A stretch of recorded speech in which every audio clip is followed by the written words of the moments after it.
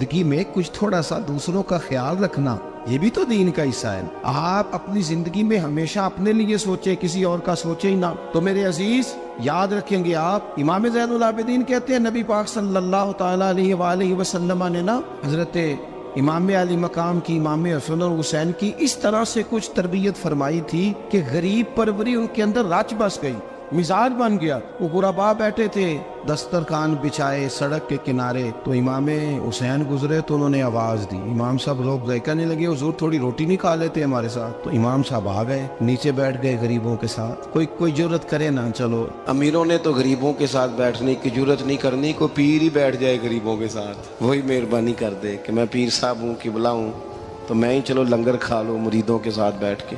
ہماری تو محفلوں میں بھی نا جی نعت خانوں کا، مولویوں کا، دوسروں کا کھانا اور ہوتا ہے، اور غریب آدمی کو شاپر میں چاول ڈال کے دیتے ہیں اور ساتھ اسے کہتے ہیں یہ لنگر شریف ہے۔ بھئی اگر یہ شریف ہے، تبرک ہے، تو اے پیر صاحب نو نہیں سی لنگدا، اڑتا ہے گلے میں لنگر ان کو۔ یہ لنگر شریف جو ہے یہ نعت خان کو بھی تو گزرنا، تبرک ہے کہ نہیں؟ ہاں نہ تو کرو نا، تو جیڑی زیادہ تبرک والی شے ہے وہ پیراں نو بھی تو کھانی چاہیے نا۔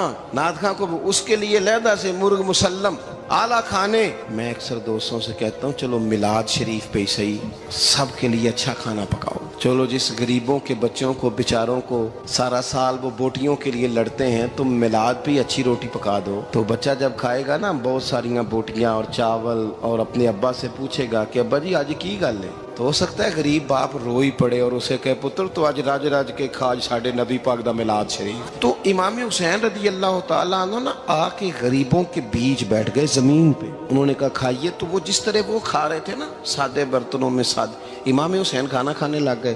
میں نے کہا خیر کا کام کوئی بھی ملے اسے ضائع، چلو اور کچھ نہیں کر سکتے تھے، کسی کو سڑک ہی پار کرا دے نابینا کو، چلو اور کچھ نہیں کر سکتے، تو آپ کو پتہ ہے کہ سامنے والا بوجھ لے کے گزر رہا ہے، آپ تھوڑا سا ہٹ جائیں روڈ سے، اسے گزر لینے دیں، کوئی تو کام زندگی میں کوئی ارادہ تو خیر کا بندہ کرے۔ امام حسین بیٹھ گئے، ان کے ساتھ روٹی کھائی، تھوڑی دیر کے بعد اجازت لی، فرمایا جاؤں؟ کہنے لگے حضور اور کھائیے۔ فرمانے لگے میں تو ابھی روٹی کھا کے آیا تھا اور آج تک ایسا نہیں ہوا کہ دوبارہ کھانا کھاؤں، ایک لقمے کی بھوک نہیں تھی، جتنا بھی کھایا ہے نا یہ تمہارا دل خوش کرنے کے لیے کھایا ہے۔ غرباء مساکین کی وعامل الصالحات، ایماندار بندہ ایمانداروں جیسے کام کرتا ہی اچھا لگتا ہے۔ 25 حج کیا امام حسن اور حسین نے مدینے سے مکے پیدل جا کے۔ میں کہتا ہوں چلو ہم باجماعت نماز ہی پڑھ لیا کریں، چلیں حضور صلی اللہ علیہ وسلم نے فرمایا فجر کی نماز پڑھ کے بیٹھ جاؤ، اشراق چاشت تک اللہ کا ذکر کرو، 2 نفل اشراق کے 2 چاشت کے پڑھ لو،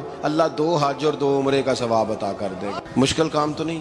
اہل بیت نے ہمیں سبق یہ پڑھایا ہے، حضور کے اصحاب نے ہمیں سبق یہ پڑھایا۔ تیسری بات فرمایا وَتَوَاصَوْا بِالْحَقِّ، صرف یہ نہیں کہ تم نماز پڑھ کے تو بیٹھ جاؤ، تم نے نا بے نمازی کو نماز کی دعوت بھی دینی ہے۔ مظلوم پر ظلم ہوتا رہے اور کونے میں چپ کر کے بیٹھے نہیں رہنا، بلکہ اگر ہاتھ پکڑا جا سکتا ہے تو ظالم کا ہاتھ پکڑنا ہے۔ نبی پاک علیہ الصلوۃ والسلام نے فرمایا اپنے بھائی کی مدد کرو چاہے وہ ظالم ہو یا مظلوم ہو، بھائی کی مدد کرو چاہے ظالم ہو یا مظلوم ہو۔ تو صحابہ نے عرض کی یا رسول اللہ صلی اللہ تعالیٰ علیہ وسلم یہ مظلوم کی مدد تو سمجھ میں آتی ہے، یہ ظالم کی مدد کیسے کریں؟ نہیں سمجھ آ رہی ہے آپ کو بات؟ یا رسول اللہ صلی اللہ تعالیٰ علیہ وسلم مظلوم کے ساتھ کھڑا ہونا تو ہماری عقل میں آ گیا، تو ظالم کی مدد کیسے کرنی ہے؟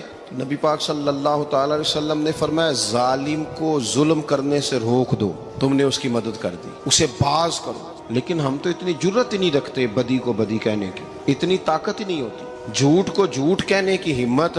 ہمارے گھر میں سارا کچھ ہو رہا ہوتا ہے، ہمیں پتہ ہوتا ہے کہ فلاں جگہ پہ ہمارا قبیلہ ہماری برادری غلط ہے، پر اتنی جرت کرتے ہم سچ بولتے ضرور ہیں پر دوسروں کے بارے میں، اپنے بارے میں سچ بولنے کو تیار نہیں ہوتے۔